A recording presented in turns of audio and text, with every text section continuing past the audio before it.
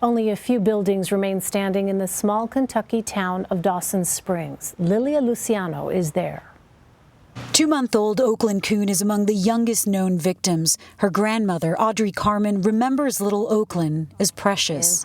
She was just the light of their life. I mean, my son was so excited to have his little baby girl. Oakland's mother, Jackie Coon, posted about their ordeal on Facebook, including photos of Oakland and her brothers at the hospital showing their injuries. We'll never know who she'll look like for sure, what she would have done in life, but that's okay.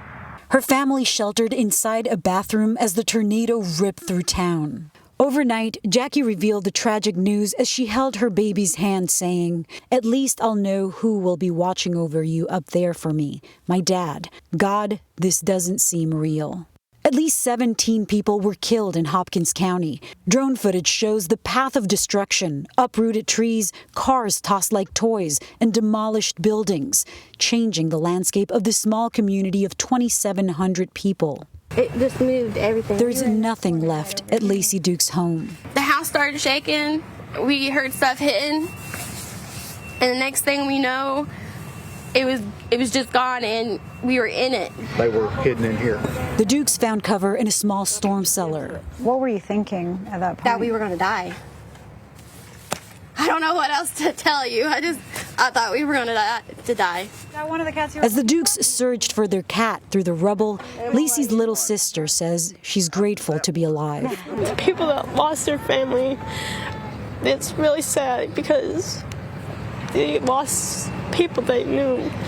And Lilia joins me now from Dawson Springs, Kentucky. So Lilia, you have been in Kentucky now for several days. What are you seeing on the ground?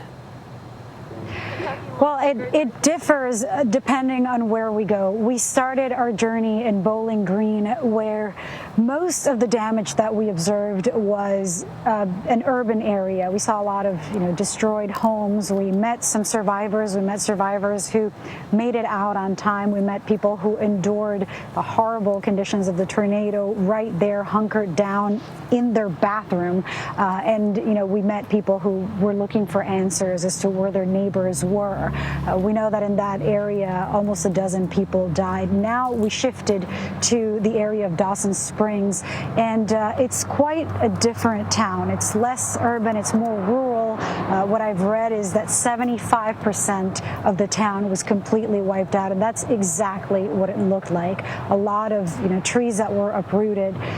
To me, after experiencing and witnessing what I did in Bowling Green, arriving at Dawson Springs was still so shocking. I have no words to describe it. Complete loss. It's an area that is, quite poor, where people had already a lot of needs. We met a family that survived the tornado while hunkered down in their basement, holding on to their kids, protecting the kids with their bodies. And later on, we also met the family of Oakland Coon, the grandmother of Oakland Coon, who is the 2-month-old who died, and she also described what her son and her daughter-in-law went through to try and protect this baby who had made it and had to be taken back to the hospital, and unfortunately last night died. It's just so incredibly heartbreaking, Lilia, and I wonder, you mentioned a couple of those stories. What else are you hearing from survivors in terms of assistance that they're receiving? What kind of help do people need most right now? The most urgent thing is, of course, housing. Right now, as I'm talking to you, I'm cold. I mean, I've been cold the whole time. And all I can think of is the amount of people over there in Bowling Springs where we were, around 6,000 people, or just under 6,000 people, were still without power. We met a group of women yesterday who were going door to door to check on their neighbors and tell them, look, you need to get to safety. You need to find a shelter.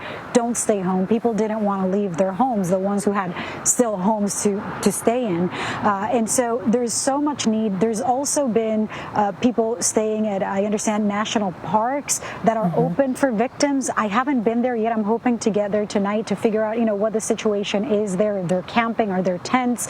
I haven't really seen what I've seen, weeks into a disaster before when it comes to, wildfires and hurricanes, etc. I have seen some FEMA workers today over at Dawson Springs.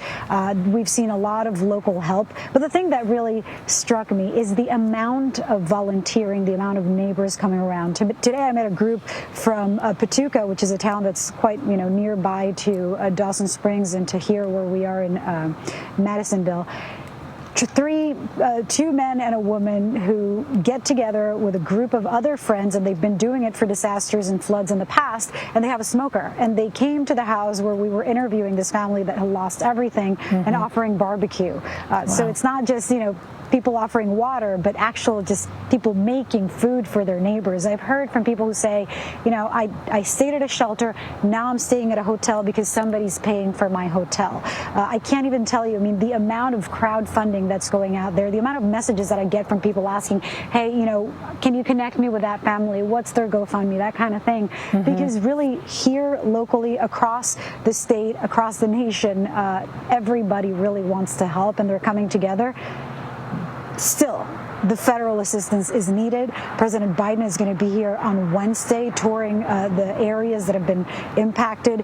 And as I have seen some military, I saw some Navy sailors yesterday, but I'm yet to see the presence of, for instance, National Guard troops, or perhaps I saw a couple. I couldn't tell because you're driving by. But I do think that there's a lot more help needed, especially when it comes to where these people are going to stay. I assume because of covering other disasters that there might be, FEMA coming in, trailers, etc., but I haven't witnessed it yet. All right, Lilia Luciano. Lilia, thank you so much.